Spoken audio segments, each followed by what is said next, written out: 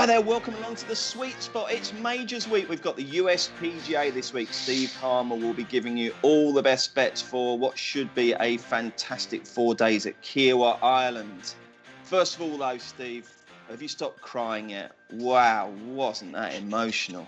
Stopped crying about 5 minutes ago, yeah. I mean, seeing Blandy get the job done was just too much, wasn't it? And seeing Tim Barter sort of quivering like he'd just seen Bambi's mother shot before Tim Barter with that square jaw. He's like a real sort of kind of, I don't know, Conan the Barbarian type, but he was reduced to tears. If you don't know what on earth we're talking about, basically the Betfred British Masters threw up a result that the bookies can only have dreamed of, but also those of us who love a bit of romance in our golf can only have dreamed of, because Richard Bland had been to the well 477 times over a 25-year career and never won. And at the age of 48, having been back to Q School to get his card, he got over the line in just dramatic circumstance at the Belfry on Saturday. It was just brilliant, wasn't it, Steve? I mean, This is one of those ones where, look, I mean, I would think very few people, apart from his mates, maybe backed him. It wasn't really about betting this week, was it? It was just a wonderful result, wasn't it? I just found it so amusing that Betfred was sponsoring the tournament, because that is actually a tournament that would put you off betting for life. And because you basically got a player it's impossible to back. He's lost 477 times. You wouldn't back Richard Bland in a month of Sundays. Have you ever tipped him? No, I haven't. I just had him down as a serial loser, and I was worried for him when he was sort of tightening up over the closing holes, and then it was just incredible what happened on the 18th green, wasn't it? A long putt on the 18th green, it went in for birdie and set a really competitive mark, and everyone was behaving then as if it was job done, it was all over. But I know, he gave that interview with Barter then and broke down, and like, he was still about 4-1, wasn't he? If you actually looked at the odds. Migliosi was short. Well, he was cuddling up to Barter as if it was all over. Finally, the moment had arrived. Migliosi's on the 17th green in 2. If he two putts that, Migliosi goes one shot ahead. It was unbelievable drama, but a real feel good moment, wasn't it? I mean, the Sky Sports commentators were finding it so hard not to be biased, weren't they? Well, failing miserably to be biased, because that Bland of brothers, as I Bland of brothers, I like it. Bland of brothers. Willing him over the line, and then so I found it a really, really emotional study. I found it really enlightening for me that normally it's a big bet that gets my emotions going, but there's no bets involved in there. What about when they went to the iPad and spoke to his family? And oh my God, that was when I went. Yeah, I was completely gone at that point. It was lovely. Family, didn't he? His dad looked like he was about 8 foot tall, didn't he? This great big giant looming over the screen. The mother could hardly speak. And then Blandy was the coolest one of all. He just requested a lamb dinner when he got. He did, yeah. I'll be back on Tuesday. I'll have a roast lamb dinner, please. But no, he was welling up as well, wasn't he? It must have been so wonderful for him, mustn't it? Because he was saying about when he went back to Q School, he was old enough to be most of these kids' father, and he got the job done and came through that and got his card. I mean, that's really good. Never give up. It's an inspirational story. Never give up. Absolutely. A landing result for the bookmakers, but it was Richard in Wonder Bland. We could spend all day having a little bit of fun with this, but it was just nice to see that even if you don't win with your bets, you can actually enjoy some golf. I didn't think that was possible. Well, Steve, that theme expanded right across the weekend, because I found Leicester winning. I know you're a Chelsea fan, so you won't share this, but Leicester winning the FA Cup and the owner coming down, and the happiness there and the fans back in the stadium. And then Alisson of Liverpool scoring the header in the last minute and talking about what he's been through with his poor father who died in an accident, and he couldn't even go across to Brazil for the funeral. I mean, it was one of the most emotional weekends of sport I've ever known. And it was nice to be reminded that you can enjoy sport and be uplifted by sport without having a bet, I thought. Yeah. It's an amazing reminder. I mean, the bet for a British Masters would put you off betting for life. I mean, I just wonder whether we should all quit betting now.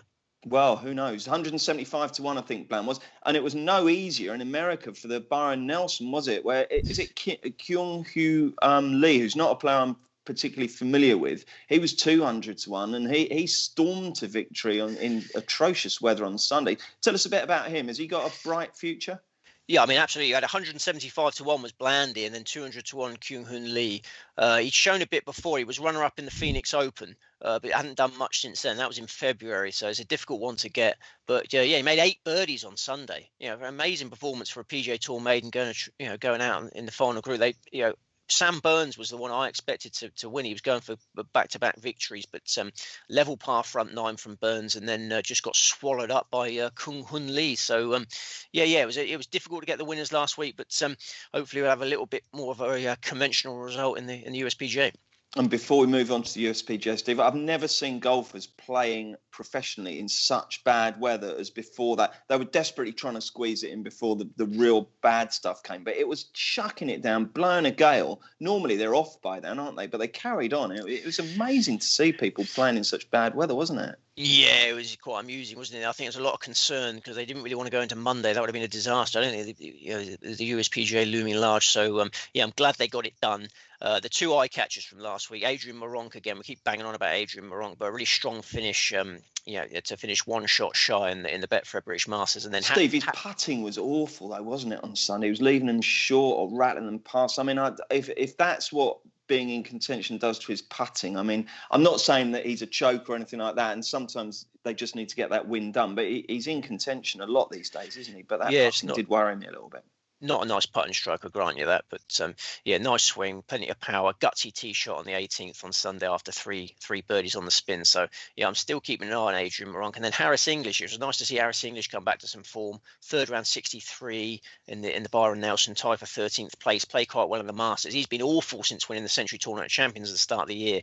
Maybe he's creeping back into form at a good time. He'd be a runner. He's a runner this week, I think. Okay, excellent. Well, let's get on to it then. Second major of the year, the USPGA Championship takes place at Kiowa Island. Let's have a quick spin through the betting. Rory McIlroy favourite. You wouldn't have said that. You wouldn't have expected that to happen, would you, many times this year? But he is. He's 11-1. 14-1 Johnny Rahm. 16-1 Justin Thomas and Jordan Spieth and Bryson DeChambeau. 18's Dustin Johnson, 20-1 Xander Schauffele, 25-1 Victor Hovland, and 28-1 Barr. Again, really important to stress that the each way terms, you must shop around. I see one firm are paying only 6 places and another are paying 11. So don't get caught out, because there's nothing worse than having a bet and seeing your guy finish 10th or 11th and you're only on the first 6 or 7. So shop around for best prices, shop around for best place terms as well. The tournament starts on Thursday. And Steve, tell us a bit about Kiowa Island. I remember 30 years ago, one of the most dramatic Ryder Cups where Bernhard Langer missed a Tiller. It was the sort of year that the Ryder Cup really turned into a really bitch fest and everyone was beefing with each other. And it's some course, this, isn't it? Very much so, John. Yeah, the Ocean Course, Kiowa Island, South Carolina, 7,876 yards, par 72. I mean, you would take about 2 days to get around there, wouldn't you, with your powder puff driving? The longest course. Sorry, I don't know why I got so harsh there. The longest course in major championship history. This is, and widely regarded as one of the most difficult tracks in America. It hosted the Ryder Cup you mentioned, but then the World Cups of 1997 and 2003. Podrick Harrington and Paul McGinley won one of those World Cups. But obviously the most important course form we've got is the 2012 USPGA, won by Rory McIlroy by 8-shot margin.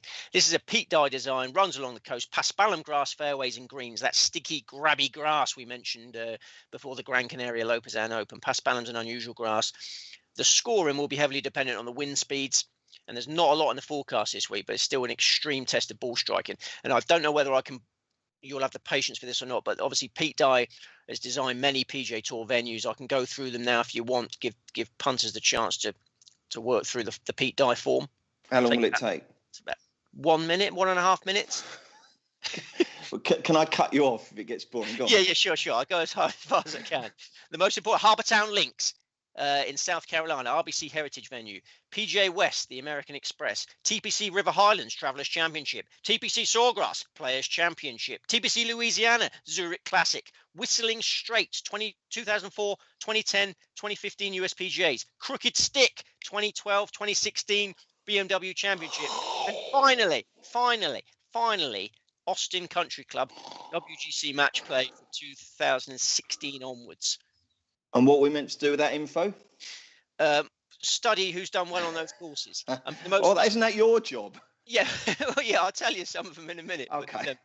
But, Billy Horschel won at Austin Country Club at the end of March. Billy Horschel's on my radar this week. Didn't quite make the cut. Last name off the list. Okay, mate. Right. How many selections? 6. Oh, 6. You haven't had 6 for a while, have you? The joy of 6. The joy of 6, and Okay. there's only one tournament this week. We can have 6, and 5 of them are really big prices. Oh, excellent. Right. Who's the headliner? I presume that's the chap who isn't a big price, yeah? That's correct. Yeah, the headliner is Victor Hovland. This week provides the first of many major titles for this magnificent Norwegian youngster, in my opinion. Kia Island, as mentioned, a brutal tee to green assignment. Hovland rapidly established himself as one of the best ball strikers on the planet.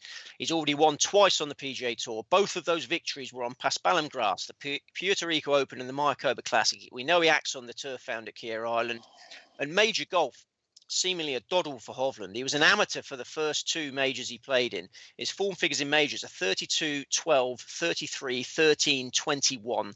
He's only 23, but hugely comfortable in major arenas already. Relishes tough courses. Last time he played on Paspalum, he finished 6th in the Saudi International. In his last 13 tournaments, he's posted 8 top 6 finishes. So he's placed in more than 60% of his last 13 tournaments. Bookmakers are throwing those each way terms you mentioned this week. I think it's time to hov it large. Oh, wow. Excellent. Okay, Victor Hovland is the main selection. We'll go through some of the other market leaders present and get Steve's views on those, but let's get his other 5 tips. If it's not Victor Hovland, who is it going to be, do you think? Next best is Will Zalatoris. He almost won the last major. He finished runner-up in the Masters on his Augusta debut. He finished 6th in the major before that, the 2020 US Open.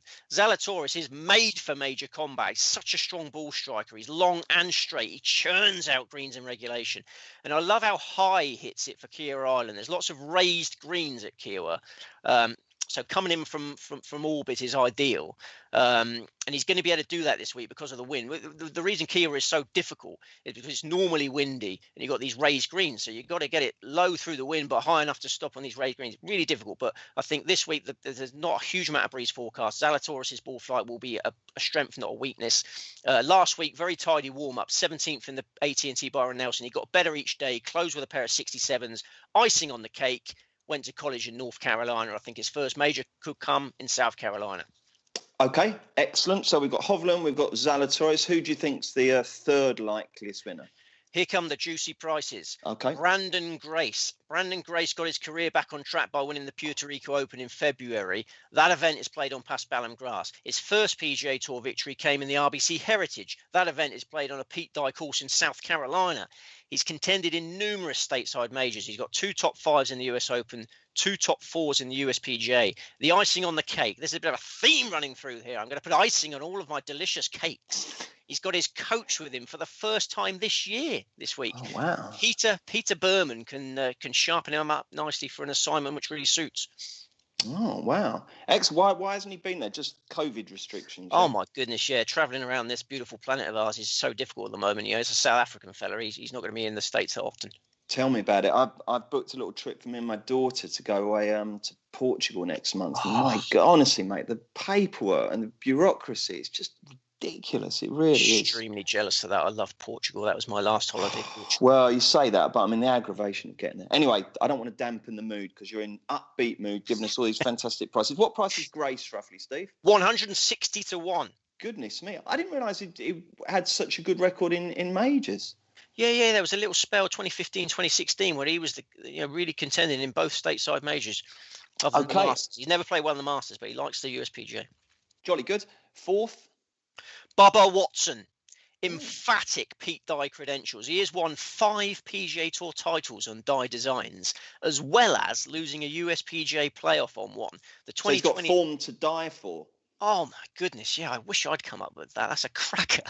Do you remember the 2010 USPGA Whistling Straits? When Johnson put his club down in what he thought was just a patch of scrubby grass, and they declared it a bunker, and he got DQ'd, didn't he? He did. Well, not quite DQ'd. He got penalised. Lost the playoff against Martin Kaymer.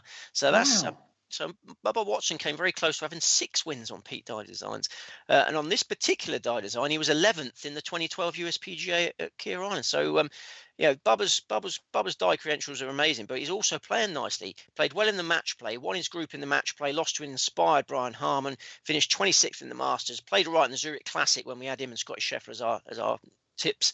13th in the Valspar, 18th at Quail Hollow. So yeah, third major title. People forget Bubba Watson, two-time major champion. He's no joke character. He's a serious contender this week at 100 to 1.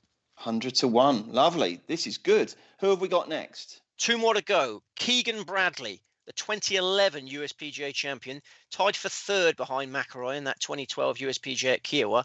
He was second in the 2012 Travelers Championship on another die design, and just consistently performing from tee to green at the moment, hitting his ball really well. He's had 7 top 30 finishes in a row. He was 10th at Bay Hill, 4th alongside Brendan Still in the Zurich Classic Pairs event, runner-up in the Valspar Championship when edged out by Sam Burns.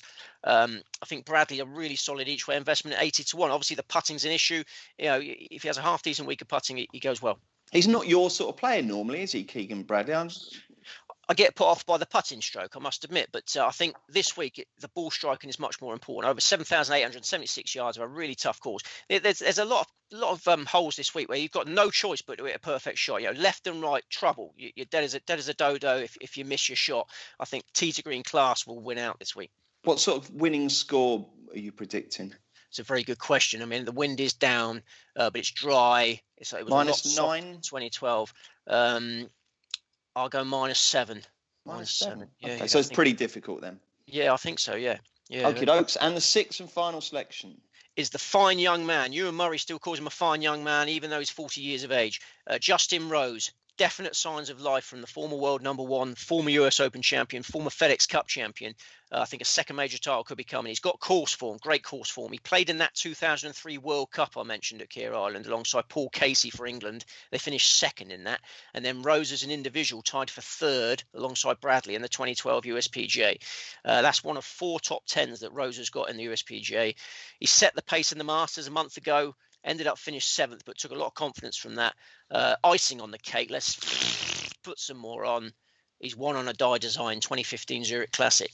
And price, roughly? 80 to 1. 80 to 1. Wow. Excellent stuff. Thank you, Steve. There's some real good ones there. It feels like there's a fair bit of experience amongst that. I know that your main 2 selections are, young Turks making their name in the game, but the other 4 have all been around the block a bit, haven't they? That's it. And you can't put a price on experience, can you? No, you can't. You definitely can't. Okay, well, let's have a quick skim through the market leaders then, see whether you're thumbs up, thumbs down, or thumbs horizontal. And we'll start with Rory, because as I said at the start, it was, few people would have predicted he'd be favourite for this at any point until, obviously, he won at Quail Hollow. Was there enough in that win to justify his short price here? He's just too short for me. Where's the thumb going there? He's just too short for me. I mean, it seems like everything's fallen right for McIlroy. He's got back to winning ways just before an event that he always does well in. He always does well in the USPGA. But, this time in 2012, it was really soft course. It was really soft course. Lots of rain in the build-up. McIlroy is traditionally a mudlark. He loves performing in soft conditions, much drier in the build-up. So does that 9-year-old course form count for that much? I'm not so sure. And McIlroy would be the first to admit that it was a superb putting performance that won him Quail Hollow.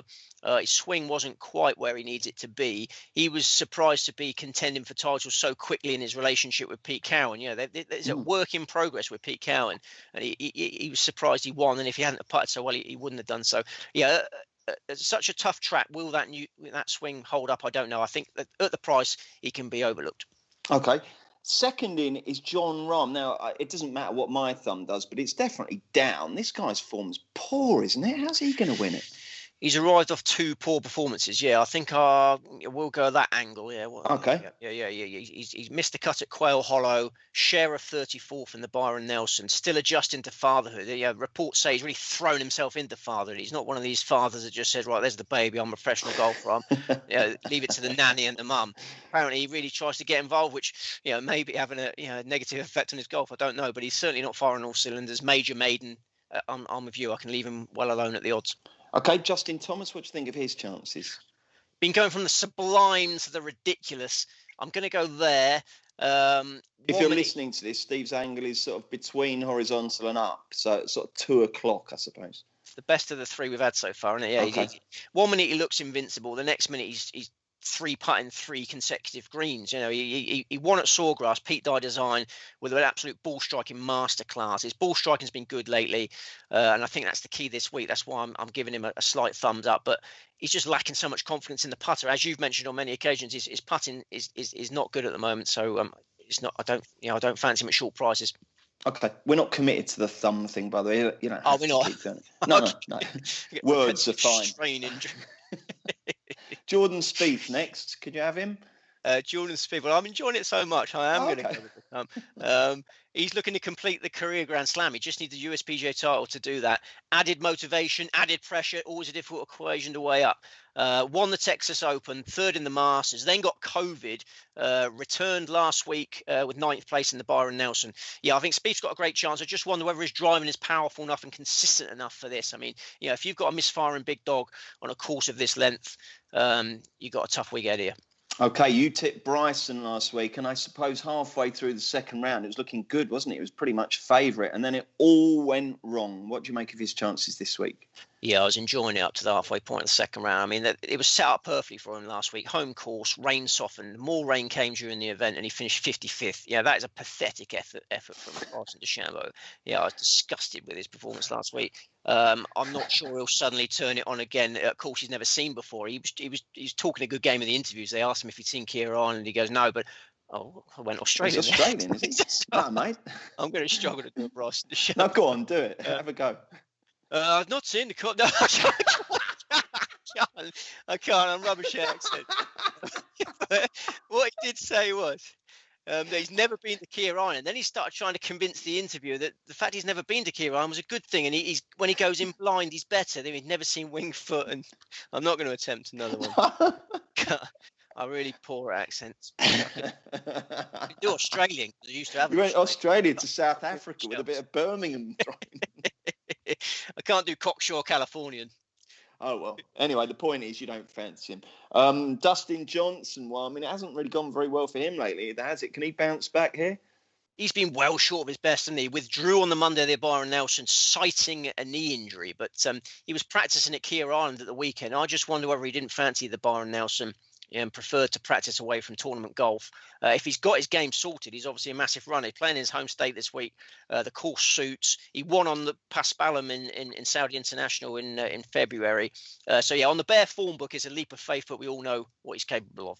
Okay, and finally... Thumbs right. Bryson DeChambeau there.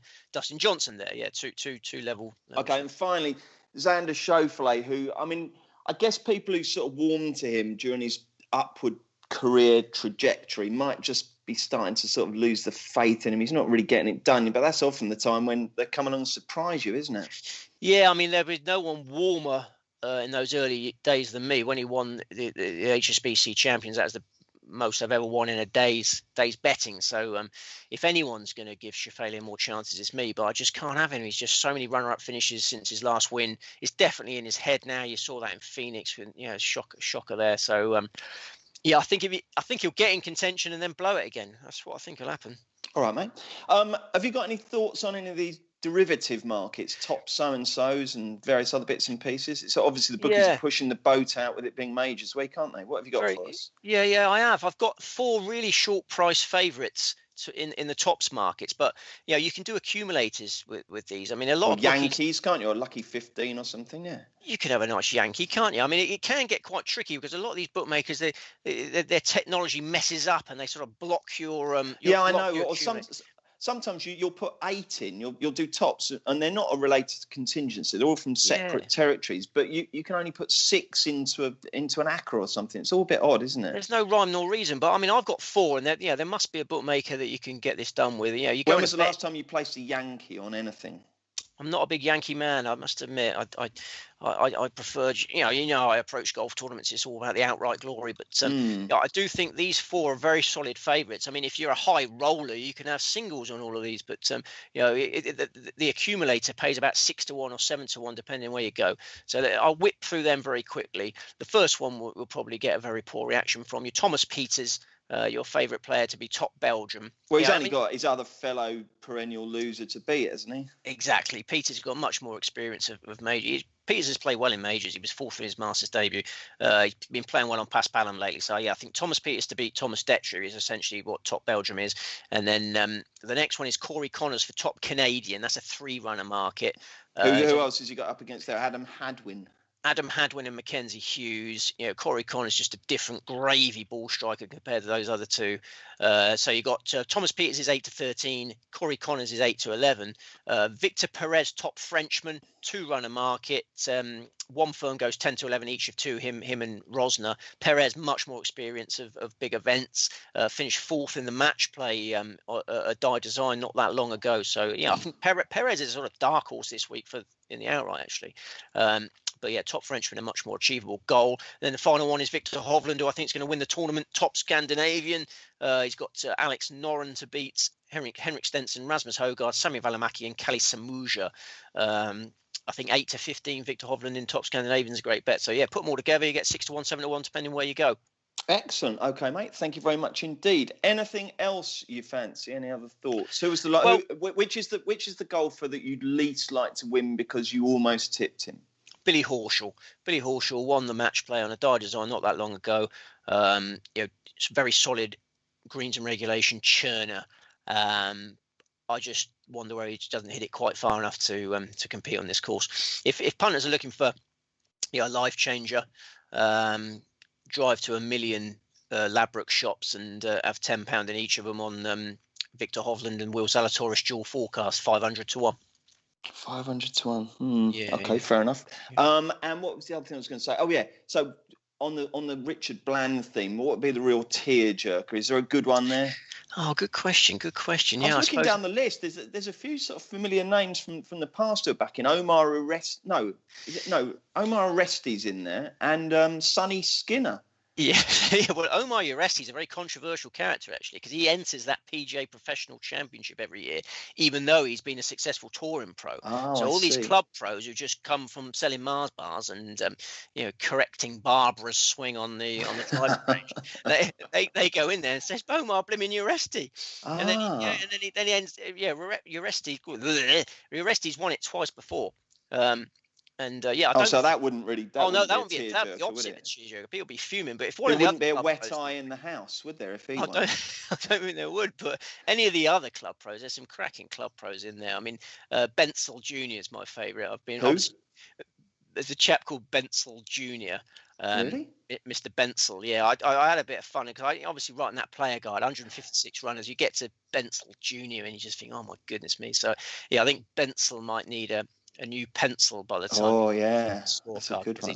Writing like 88 on one hole, and that's it. But yeah, there's 20 club pros, which essentially reduced this field to 136.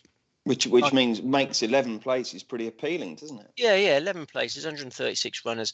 We've got every chance this week, and I just pray that we get a little bit of luck because we're obviously not having a bit of lot luck lately. How do you go about researching like something about Bensel Jr.? Because I mean, we should just give a big plug, by the way. If you get tomorrow's Racing Post, Steve's absolute. I mean, the whole preview package is fantastic, but Steve gives you an actual paragraph on every single one of the 156 players. It's astonishing. I don't know how you do it. I mean, A, time-wise, and B, how do you find out about some of these people? I was just locked away for literally 48 hours in the shed. I got caught a little bit of sleep here and there, but the wife went off to her family, just left me on my own. It's like being in solitary confinement for 48 hours. Working on it, but no, I obviously didn't spend a lot of time in the club pros because they really have got no chance of success, and we're trying to find the outright winner. But there's a little bit on each of them. And who was that one? Larkin something or other? Oh, Larkin Gross. Yeah, you didn't like him, did you? No, it looked like he had a snood on or something, didn't it? It's a neckerchief, wasn't it? A neckerchief, yeah, that's it. Yeah, he had a neckerchief and a really cocky face. I just thought, come on, mate. Because he's got a pose for a photo there, and they say, "Take your neckerchief off, mate." What statement is he trying to make there?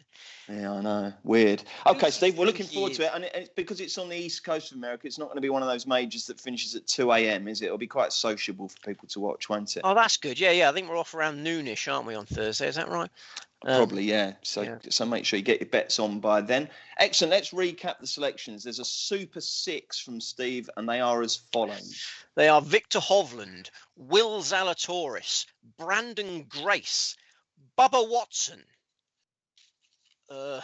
Keegan Bradley, Keegan Bradley. Keegan Bradley and Justin Rose. This is why I don't have many selections these days. I can't remember. Memory's failing me so badly. Yeah. Excellent. Just the one tournament, so you don't have to spend. It's not a dawn till dusk 4 days of watching golf, is it? It's quite sensible for you, isn't it?